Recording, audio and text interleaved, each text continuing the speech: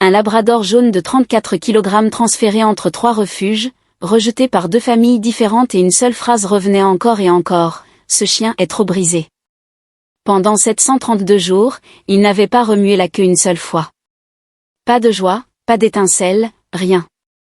Juste un regard vide comme si quelqu'un avait éteint la lumière à l'intérieur de lui. Tout le monde avait abandonné Gunner. Tout le monde, sauf une femme enceinte de 7 mois qui ne dormait plus la nuit. Personne ne savait ce qui avait détruit l'âme de Gunner. Son dossier ne racontait pas toute l'histoire, mais il en disait assez. Il se recroquevillait au moindre mouvement brusque. Il fixait le mur pendant des heures sans cligner des yeux comme s'il regardait quelque chose que les humains ne pouvaient pas voir. Sa première famille le ramena au refuge après seulement 11 jours. La deuxième famille laissa un mot.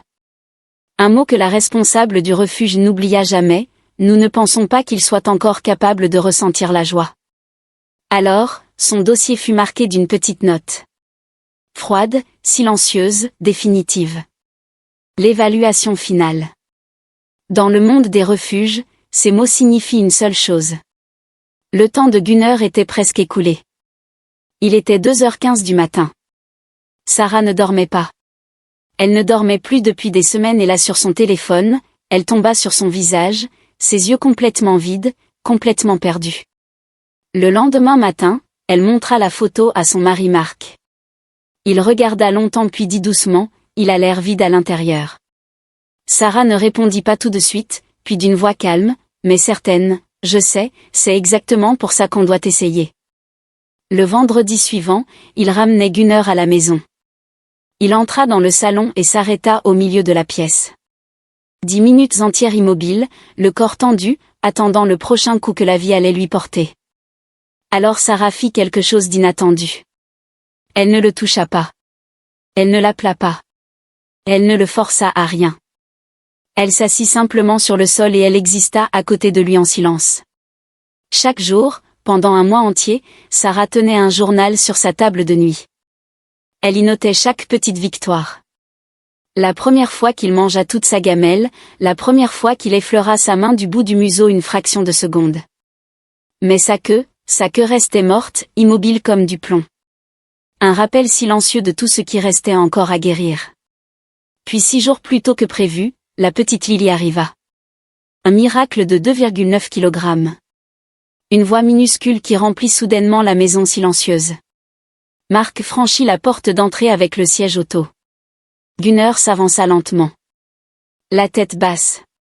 Il renifla doucement l'air autour de la couverture de Lily. Et puis après 732 jours, sa queue bougea, un seul balancement lent, hésitant comme un muscle oublié qui se réveille d'un très long et très douloureux sommeil. À partir de ce moment précis, tout changea. Chaque nuit, il allait s'allonger devant la porte de la chambre de Lily, une sentinelle silencieuse, fidèle, inébranlable. Les labradors ne sont pas des chiens de garde agressifs. Ils ont été élevés pendant des générations pour une seule chose, comprendre les émotions humaines. Lily ne l'avait pas dressé. Elle n'avait rien fait de spécial. Elle avait simplement réveillé en lui ce qui avait toujours été là, enfoui sous 2 ans de douleur. En février, par une nuit froide, Lily avait une légère fièvre. Elle pleurait, agitée, inconsolable. Il était 3 heures du matin.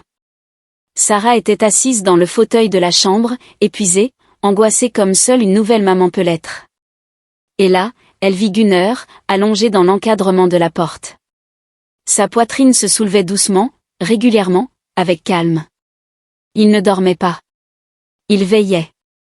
Et dans ce silence, à 3 heures du matin, Sarah trouva plus de réconfort dans sa présence tranquille que dans n'importe quelle autre chose au monde.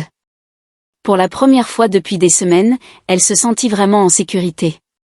Pendant 732 jours, personne ne put l'atteindre. Tout le monde abandonna. Puis une petite fille de 2,9 kg rentra à la maison et elle lui rappela qui il était censé être. Certains chiens ne sont pas brisés pour toujours. Ils attendent simplement la bonne personne, celle qui leur montrera le chemin du retour vers eux-mêmes.